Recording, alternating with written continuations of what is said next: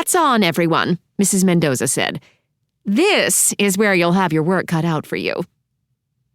This time, all three of them gasped. If the other rooms pulsed with magic, this was the heart. It was also, apparently, the source of that terrible smell. Poppy plugged her nose, surveying the room.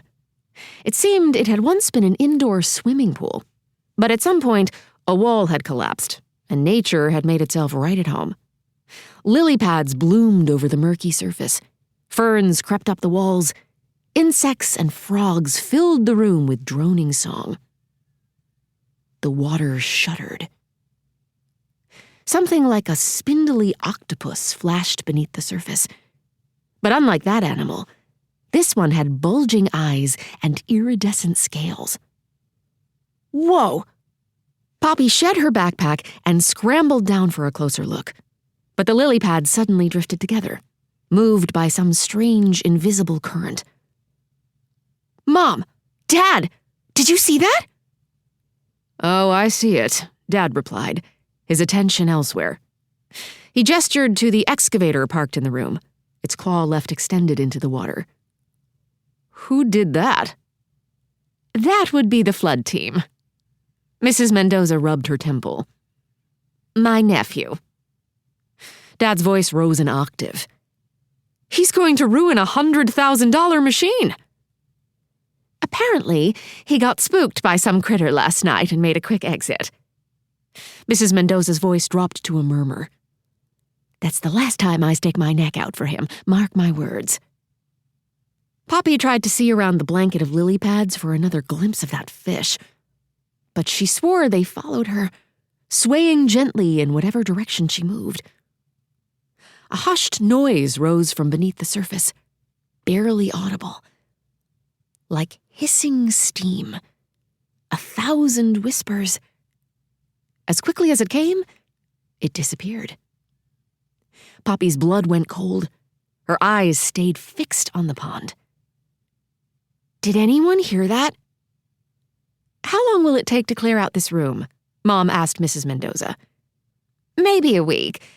Any idea on a timeline for the rest of the renovation?" The hissing noise came again, this time sharper around the edges. "Save me." Poppy searched the water frantically, her pulse thundering. "With the cooperation of the city, I think we could have this done in a couple of years," Mom said. "What do you think, Spencer?" "A decade," Dad said. "Spencer, I'm kidding. We'll have it done in 2 years, max." Mom pecked his cheek with a kiss. "Thank you." She checked her phone. "Shoot! We need to get Poppy to school." Poppy's head snapped up. "Wait! Did you guys hear that voice? I swear it said, 'Don't fight with your mother.'" Dad scooped up her backpack. "Come on." "But Mom pinned her in place with a warning look. Poppy sighed and slung her bag over her shoulder. It was useless to argue with her parents, especially once Mom got that look. Still. Poppy's gaze strayed back to the pond. She'd seen something, heard something. Her imagination was good, but it wasn't that good. "Poppy seed." Dad took her by the shoulders. "I can see what you're thinking, but you are never to come back here alone. Parts of this place are barely standing. You could fall through the floor and boom, smack your head and never wake up. And that's to say nothing of venomous spiders and snakes." Mom used her sing-song voice. "You're giving her anxiety."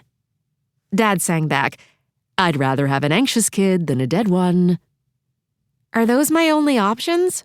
Poppy asked. "Penelope," Mom and Dad said, no longer singing. "Kidding," Poppy said, turning to hide her very expressive face. Because even though her parents refused to listen, she'd read enough books to know what was going on here. Magic was hiding in Lark-Hayes Manor. And she, Penelope Quinn Woodlock, would find it.